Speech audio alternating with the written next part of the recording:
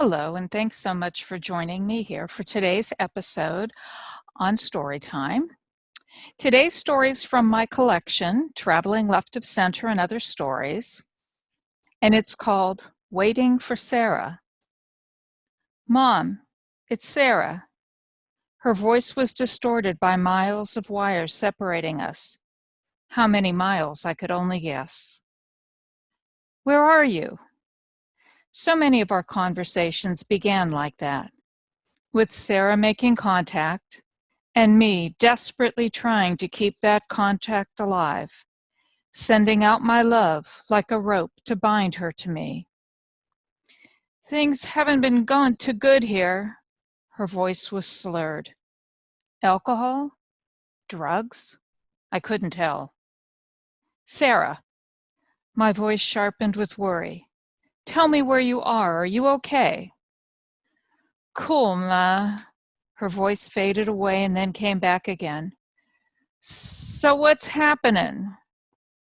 I'd love to see you, Sara. Tell me where you are and I'll come get you.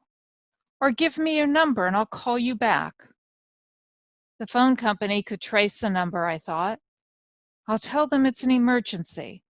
I'll tell them we were cut off. We were cut off. Between my daughter and me, there was a chasm deeper than the Great Divide. And every spar I threw across fell to the bottom, the echoes endlessly crashing through my life. So look, I gotta go. There were sounds in the background, doors slamming, and voices raised in anger. But hey, it's been great, you know? And then the line was dead.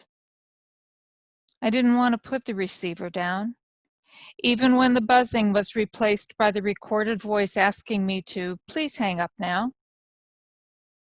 Finally, I placed it on the cradle gently, the way you close a door when the baby is sleeping and all you wanted to do was peek inside without awakening her.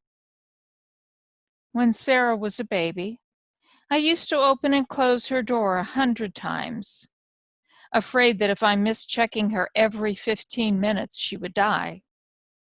Crib death was my big fear then, followed by child molesters and kidnappers as she grew older.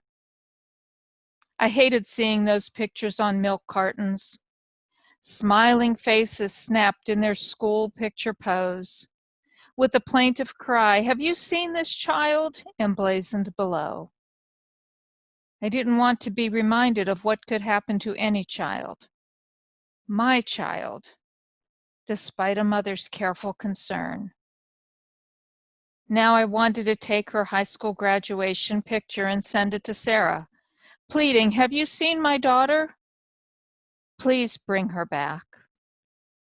It had been at least 4 years since we lived together. One cold November morning, she packed her clothes, her favorite stuffed bear, and the small stash of marijuana she thought I didn't know about into the suitcase I had given her for her 18th birthday, and left. Just like that. I had no warning, no way to prepare.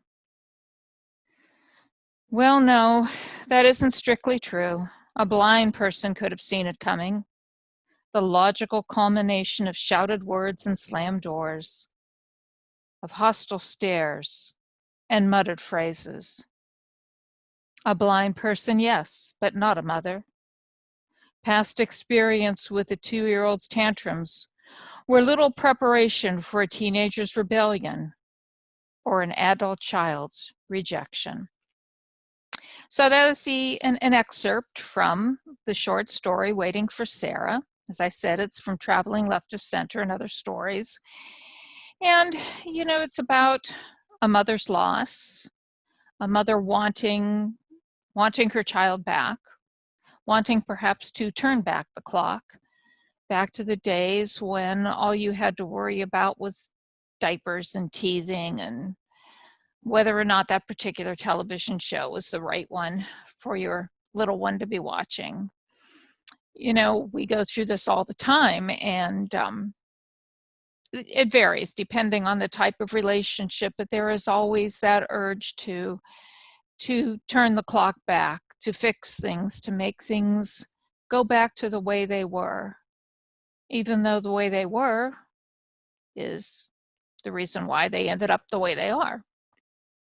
But anyways, I had written the story. I had talked to so many people who had lost contact with their children or with other family members, and it was my way of exploring the topic of how you feel when there is a break in a relationship, what you do, what you blame yourself for, how you try to fix it, or perhaps how you give up even trying.